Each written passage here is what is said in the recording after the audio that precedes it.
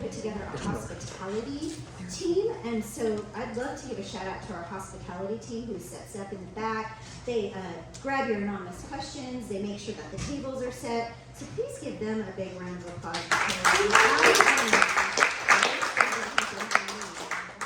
And actually, we ended up having 4 people on our hospitality team because the late great George Cobble did all of this. I don't know how, like just by himself. So we're very sad to lose him, but we're very excited about our new hospitality team.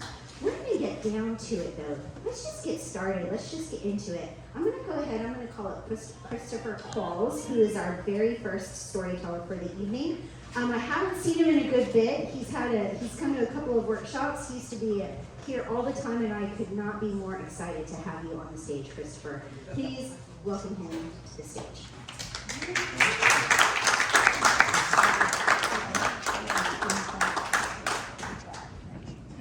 Warren came up to me and asked me would I be the warm-up act on this night, so such as it is. As she said, I've been part of Storytellers from back when they were doing these at a sandwich shop over on 2nd Street, and even before then, some of the other workshops and such. But as far as grabbing the ring, it's sort of twofold for me. One thing is that after I turned 40, I looked at my life, had only an associate's degree, and was looking at having to learn some skills so I could get another job since the company I was working for was going out of business. And I wound up going to, thought I was going to go into nursing, but then my wife had a stroke and I had to take care of her for a bit. So I decided, well, what else is available? And I was told about electronics. So I learned electronics and got a job in electronics. But after working for that a few years, my girls were in school. That was one reason I started back. And they were already school age. So I went ahead, after that I decided I want to go back and get my associate's degree in biology that I started years ago, back when I was first out of high school. And as I did that, one other aspect of my life that I wanted to do, I'd always wanted to be a writer. I had entered a writing contest when I was in elementary school, didn't win anything with it, but that kind of got me hooked for it.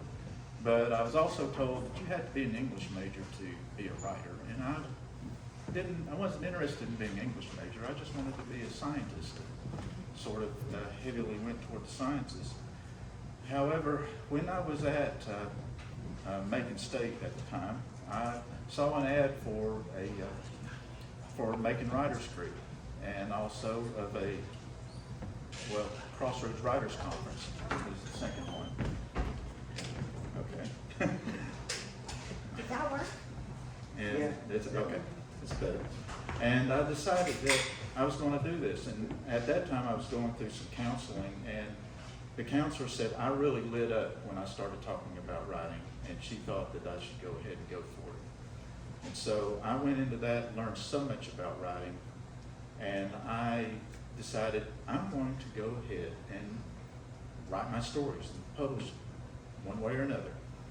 And I started writing my stories, and I was told about the Macon Writers Group, from at Crossroads, so I had to back up a bit on that.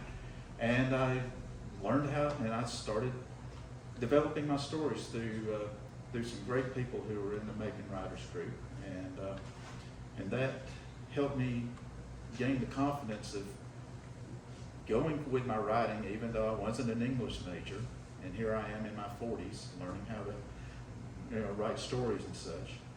And then I also went back and got a bachelor's degree when I was 56 years old. So that was something that I had wanted to do. Finally have that hanging on my wall. As a friend of mine says, when he was told about the diplomas in my office with 3 associate degrees and a bachelor's degree, he said, "Oh, that's your brag wall, isn't it?" So, that's right. Yeah. So, and all but one of those degrees I earned after I turned 40 years old.